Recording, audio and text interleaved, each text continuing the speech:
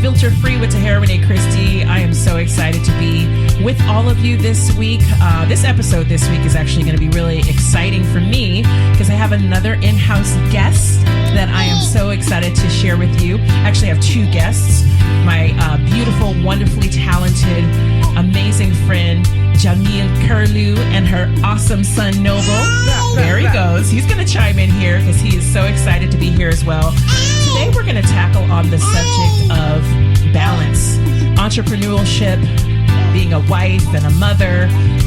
Jamil has an amazing fashion business called Muma, and I just want to pick her brain as to how she's making it all work. It is always a challenge to be able to balance family and responsibility, and I'm just going to kind of help her get out some of her ways that she kind of deals with all of that and what she does to manage all of those things, and how she's balancing it right now. She's nursing right during this conversation, so she's amazing at what she does. She makes it look effortless and easy, and I know it's not. So being a mother for myself, I completely admire her style of mothering and really tackling on all that she has to do. So we're going to kind of get started. So welcome, Jamil.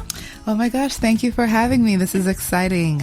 I'm so excited to have you. You've got two beautiful children. Yes. Czar and Noble, who's amazing. He's wondering what we're all doing right here. And you have your awesome husband. You just got married. Congratulations. Yes, thank you. 2 years in. 2 years. You're still new, girl. Y'all gonna still have to keep learning who each other is and how that whole thing works. It's an 11-year relationship, so 2 years married, 11 years total. So you just getting started. You got a lifetime to go. You got a lifetime to go. And you just celebrated your birthday. Happy birthday. Thank you. Big 30. Yeah, man. What does it feel like? It feels really good. It was terrifying at first approaching it because I remember just being younger, and when someone said they were 30, it felt like they were like near death. Literally. So, and being from the islands, they don't really appreciate age as it grows into being an older woman with gray hair and probably saggier boobs and looser skin. Mm-hmm. They make you feel like you're not good enough, and the culture is like that, the music's like that, even just getting jobs. So I grew up with that mindset. I grew up in a household with women who felt that way about themselves, and so they taught me what they knew. So I just had to really kind of look at approaching 30 differently. Yeah. As it's a blessing, it's experience that I've gained. It's mistakes that I won't make twice. Girl. So it's exciting. Your personality just was too big for them islands. You had to come on. Listen, I got to get up out of there. That's awesome. And, you created this amazing fashion line called Muma. Just tell me a little bit about the history behind it. How did you start it? What does it mean to you? And where do you see Muma going in the next 5 to 10 years? Muma is a patois. It's dialect in Jamaica. We speak broken English. And so Muma is a word that's used by a lot of ghetto people. Mm-hmm. You won't really find a lot of wealthy, affluential Jamaicans using the word Muma unless they're having a conversation where they're being low key but it's really it's a ghetto word, and I wanted to use that word because it kind of represents me. I wanted to turn something that was looked at as ghetto, not sophisticated, but it's all about our culture, so it's a core of us, and make it glamorous and make it myself. I kind of revamp Muma. Muma was started when I was going to FIDM, the Fashion Institute. Hey, Noble saying hi, guys. Yeah, right? I was going to the Fashion Institute of Design and Merchandising in LA, and we had to do a project where we kind of had to sum up who we are as a designer. And I was on the computer doing research, and I kept going to Africa. And then I thought Mumma Africa, because like Mother Africa, right? And then I thought, let's put a swag and it's Mumma Africa. And that's kind of stuck until I was pursuing getting a loan to start my business. After being fired by a designer in Newport Beach because I snipped a button wrong and left a hole in a garment that was very expensive. Oh, gosh. And she was so mad. But just my time being there and working with her, I realized, well, I can do this. You know what I mean? Like, I may not know everything about sewing, but she doesn't either. That's why she's hiring people to help her. And along the way, you're going to need people to help you. So I realized, I can do this. And I pursued this loan, which came in the form of a 14 week course where they kind of taught you financial literacy and everything behind owning a business. Was able to get the loan, started Mumma, decided to drop Africa because it kind of put me in a box, right? And I have friends who are all different races, and I want them to wear my pieces and not feel connected to it as well. So dropped Africa, decided to go with Mumma, and Mumma kind of started there in 2016. Just from wanting to tie cultures, first African, then diving into other cultures, educating myself on cultures, making modern wearable pieces out of these fabrics that I would get from all these countries, China, India, Jamaica, Africa, wherever. And just making, I call it art you wear, and kind of telling stories through each design. Sometimes I'll make a design in the same collection and you look at both pieces and they look completely different. But to me, I can see the cohesiveness, but others don't. And then I realize, wow, I'm telling a story. And so this is chapter 5, and maybe you're looking at one dress that's chapter 1. So there's a chapter 2 missing. And so I had to learn how to tie each chapter together. I love that. Yeah. Oh man, what a rich history. And you're only 30? I'm 30. And you've already hit another milestone. You recently did a fashion show with Miss Tina Lawson, Beyonce's mom, right? Well, it was for their wearable arts gala that they host every year, for their Waco theater, where art can occur. And I was actually invited by a friend of mine who I met in fashion school to sew for them, and I had my baby, and I was like, what am I gonna do? She called me the night before, and I was like, I cannot turn down this opportunity. And I asked them if I could bring my baby. They told me yes. I was sitting in traffic on the 405 like right away with my baby, headed there. We made this Ankara room for them that was at the fashion show where a lot of celebrities were able to take pictures in front of. So I was very proud of that moment. I was able to pick on Tina's brain, ask her questions. She held your baby? She held my baby. She blessed him with Beyonce's juice, the lucky juice. That's awesome. Well, you were in good company, and how amazing was that? Like, life-changing. So this is exactly what I'm talking about. So this amazing story from this amazing business that you started on your own, just a creative mind that you have. Now you're a mother, you're a wife, you've got so many responsibilities. How are you balancing all of this? I don't even know. I don't even think I'm balancing anything. It just looks that way, to tell you the truth. It's just taking one step at a time, not being so hard on myself, realizing that, you know what, some days I'm going to go out and I'm going to be super mom this day, and I'm going to be like, I did this. Yes. And then the next day, I'm not going to do nothing. I'm not even going to bathe. I'm telling you, some days... They could be 5 and you feel like that. Hello. Some days you just got to do things, in accordance to how you're feeling. Think about, put yourself first in balance. Yeah. And I think that's will create the balance that you're looking for, because I think imbalance is caused when you're like living outside of your means or capability. Yeah. I mean, you can do it, but would you feel this way if you should be doing it? Right. So maybe saying no is okay. And that's what I've learned. Saying no. That's my favorite thing to say right now. Yes. Just no to absolutely everything. No, you can't sit with us. Can't do it. So tell me, where does your motivation come? I think my motivation stems from just my childhood. Never feeling like I was good enough. Yeah. Even when I was, but it was just all in my head, and there were things that were feeding into this as well. But now that I'm older and I realize, because at that time I felt like I was being controlled. Yeah. And now that you're older, you realize I control the narrative. And being that I want my narrative to be a narrative of success and inspiration and just a woman who did something she loved, Yes. that's what drives me Yeah. to continue to pursue the narrative that I want for my life, because I want to set a good example for my children, my family, my husband, friends. You know what I mean? I just want to make my life be an inspiration to other people, because I want them to realize we can all do it. Oh, yes, we can. What are some things that you do as a young entrepreneur to keep yourself motivated to continue to seek greatness out? Do things that you love. Yeah. Because even when you fail at it, you love it so much, you're going to try to keep doing it to make it better. That's great advice. And I think what we try to do is we have a lot of things that we're connected to, right? We're not just one being, and we don't just love one thing. Right. I think trying to pursue the multitasking thing, people make it seem I can multitask. I can be cooking and on the phone. It's not healthy. Mm-hmm.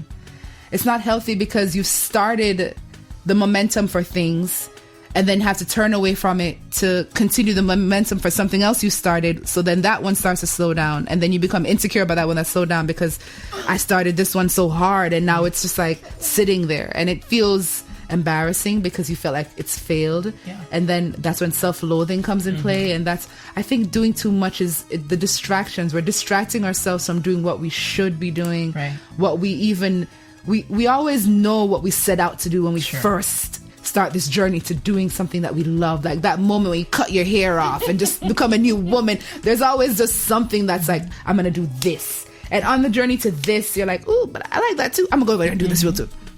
And then you're like, oh, I gotta do that. And then someone says, you're really good at this. You're like, maybe I should pursue that, I'm gonna do that too. Yeah. Focus helps you to continue doing what you love. Yeah. And then when you love it, it won't be a burden. Stop trying to do everything. Sure. So what advice would you give your 16-year-old self? You couldn't tell her nothing. But I would just tell the 16-year-old me to continue loving myself, and that I'm good enough. Yes. I'm good enough.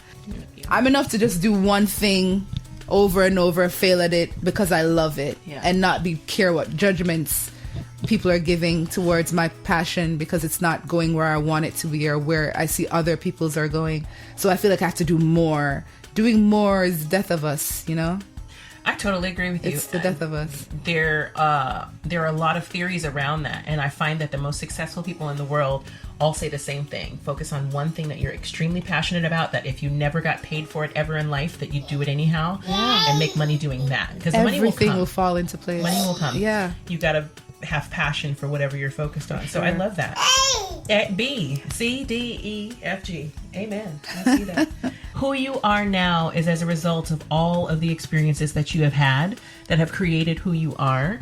And so we love who you are. And it's like we wouldn't trade those experiences in for the world, because you are as developed as you are as a result of your failures. And Absolutely. The beautiful part about living and learning and loving to fail is the rise from that. The people who stay down from their failures are the ones who don't value themselves. Our failures are a guide to the next level, because even if you take 2 steps forwards and 3 steps back, and then 1 step forward and 2 steps back, and then 4 steps forwards and 2 steps back, it is small increments forward. It's not always going to be leaps and bounds. And so I love the fact that you don't regret. Now, when you perked up when you said, my 16-year-old said, oh, that girl, she was cocky. That's great. You know what? That cockiness is a part of what drives you today. Because if you didn't feel confident in what you could do, you'd never would have done it. You'd never want to continue to pursue it. You wouldn't have the passion, the drive to make it happen. I was just saying, we were talking about my daughter earlier, and my 5-year-old is very demanding. She knows what she wants, and she's a very old soul. And she's going to live to be 115 years old. Why? Because stubborn people live forever. That's why racists tend to last forever. The whole point is stay stubborn. Is that what it is? Stay stubborn about what you're passionate about, and it will fuel your actual life. It is the life breath of those who live a long, long time. You can go through war, you can have divorces, you can never finish school, you can have failure after failure after failure after failure. But what will keep you going in life is how you continue to pursue the things that you are passionate about. Yeah. So I like that. We talk a lot about this in Success is Worth, right? Mm-hmm. We love India.Arie's new album, Worthy, because she is reminding all of us the basics, right? Yes. So many of us are shooting so far to the stars that we forget that the basics are what's going to keep the foundation strong. For sure. And knowing your worth and understanding how worthy you are of great things. What is your biggest fear about your future? My biggest fear is that I won't live up to it. Like, hearing people speak highly of me is humbling, but it's almost terrifying because it's like, I don't really think I'm all that. You know what I mean?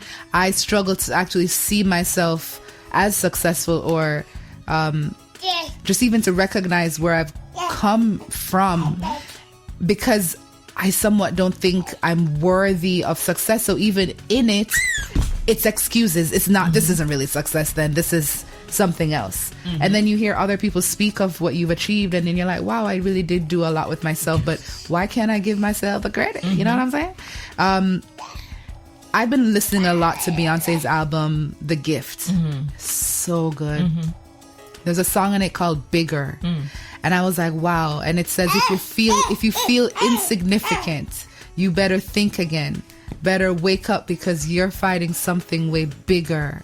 And then it speaks step out of your estimate, step in your essence, and know that you're excellent. Rise. Like, those simple words is like, wow. Like, it's a lot of people who put ourselves in a box, and I think it's really because we put our creator in a box. Like, I'm a big God believer. Like, I gave my life to God, and my whole life, every day I wake up is really thinking. I never not think about God and how I want to be for him. I want to make him proud. Like, I have that father-daughter relationship with God. A lot of people say God's their friend. I don't have him as a friend yet. He's my father, so I'm respectful. I'm afraid to fail because I know what my father wants for me. Right.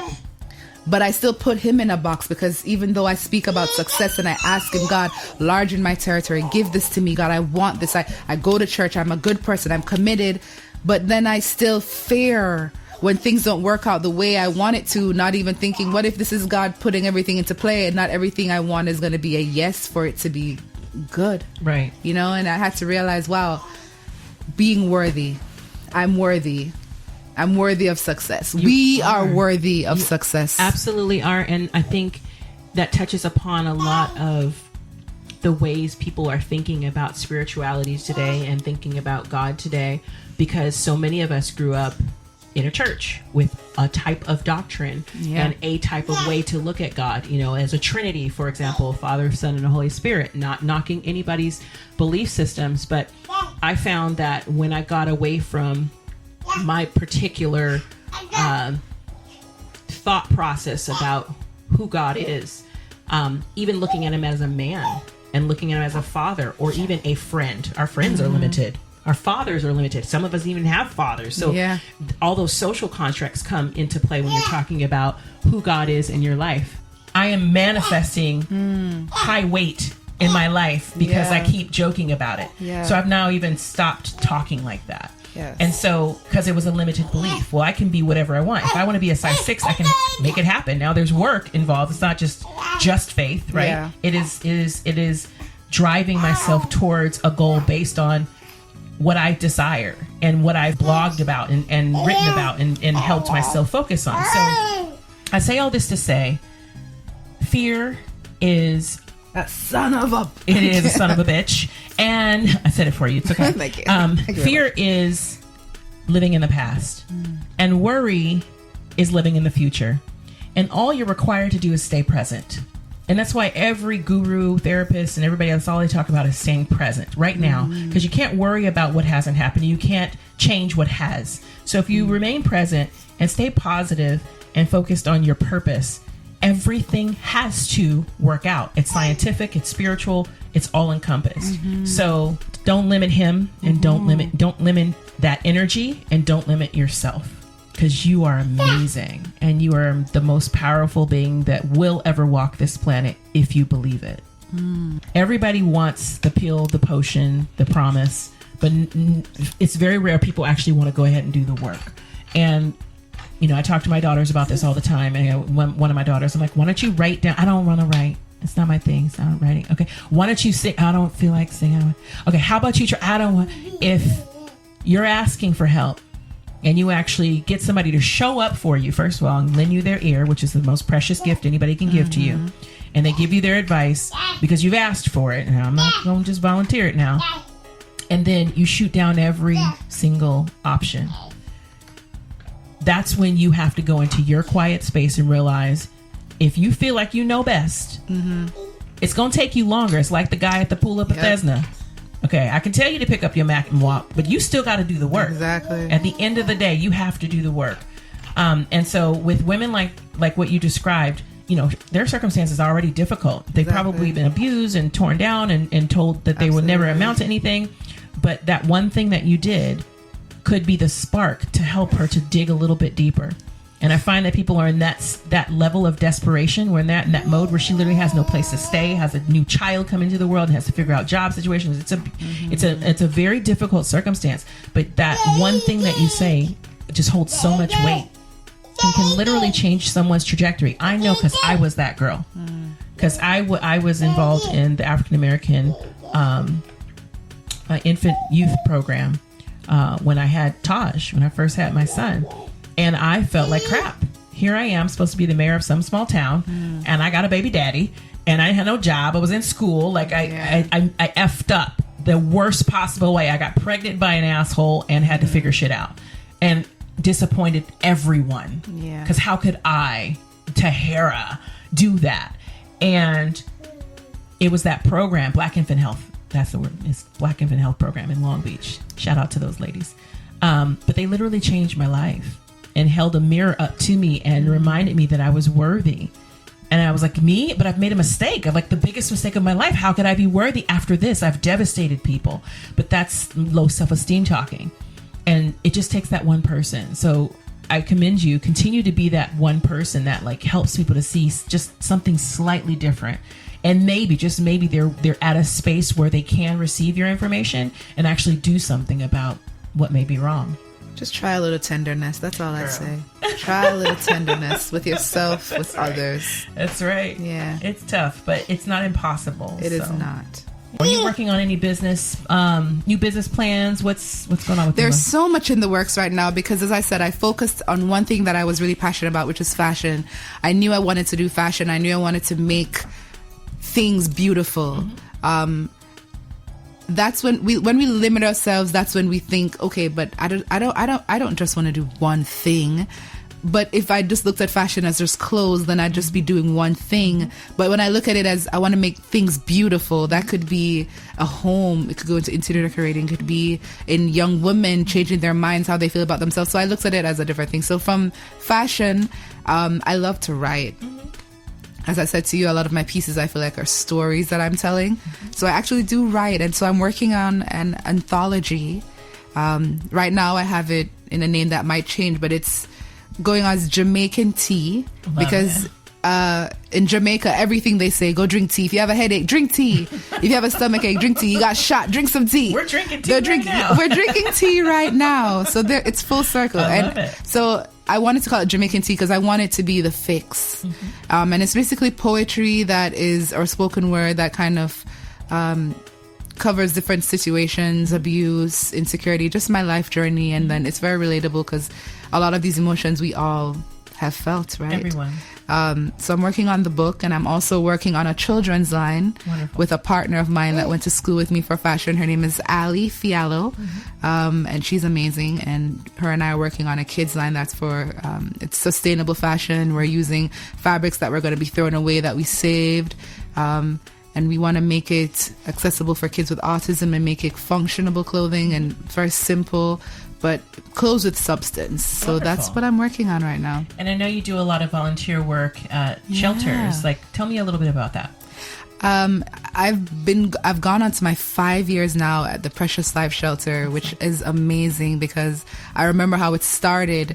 I met one of the program directors at an event, a networking event, and I approached her. We started talking, and she told me she works at a shelter.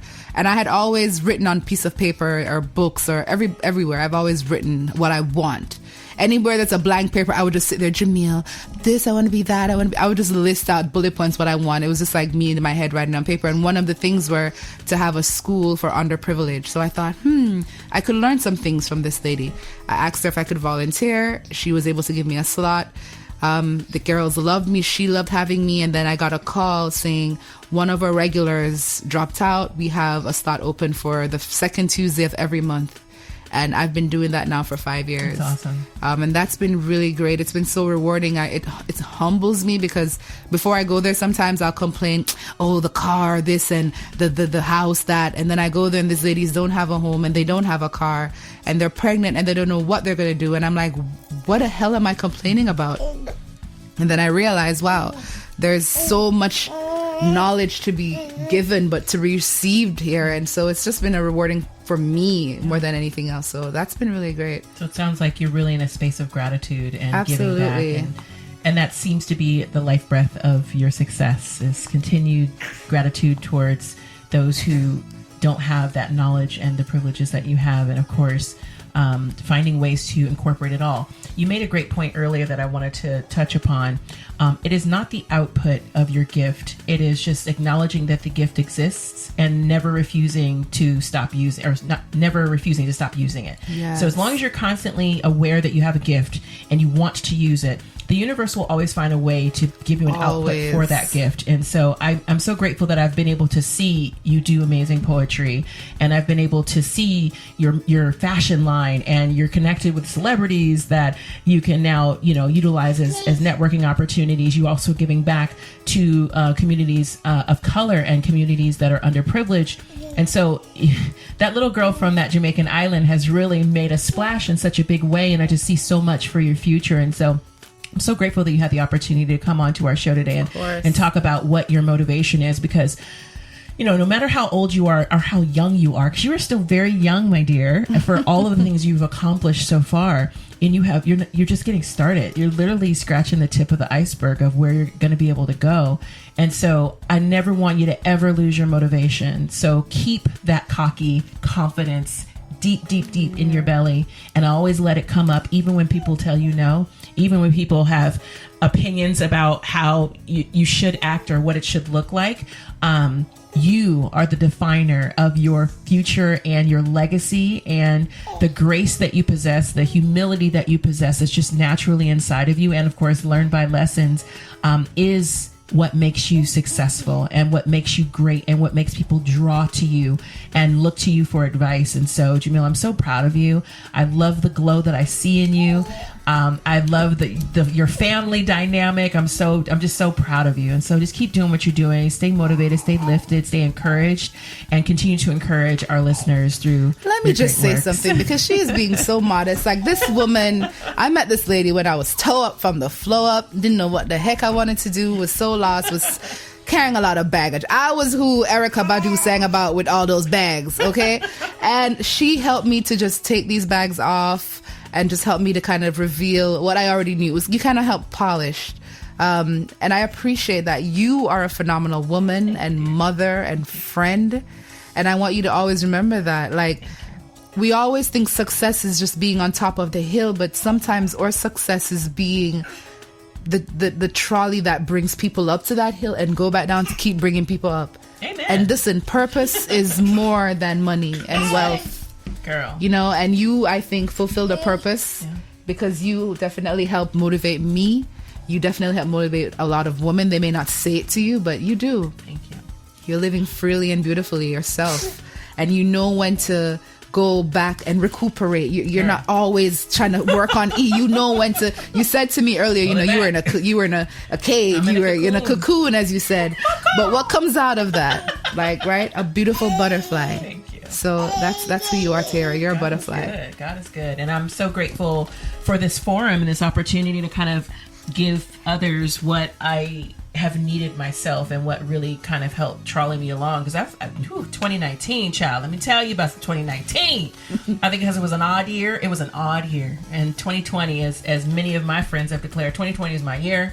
2020 is really the revelation of purpose for me and the execution of purpose, because 2019 was a plan and prepare and shed year of things that just didn't serve me, and so I'm grateful for where we're going, and the trajectory is good. So if you guys would like more information about getting more entrepreneurial information, feel free to comment or I don't even know what to tell them to go to. Do you have a website or something? Yes, I do. You can go to shopmumma.com to check out some of my designs. Or you can follow me on Instagram at Mumma Tribe. That's MUMA Tribe. Or at Jamil. I'm everywhere. And she's everywhere. All right, cool. Well, I appreciate you guys listening. Please share it with a friend, like and comment below, and let me know if you have some ideas for future episodes. We're going to keep them coming every week. Thank you guys so much again. This has been Filter Free with Tahera Rene Christy signing off. Have a beautiful day. Brah.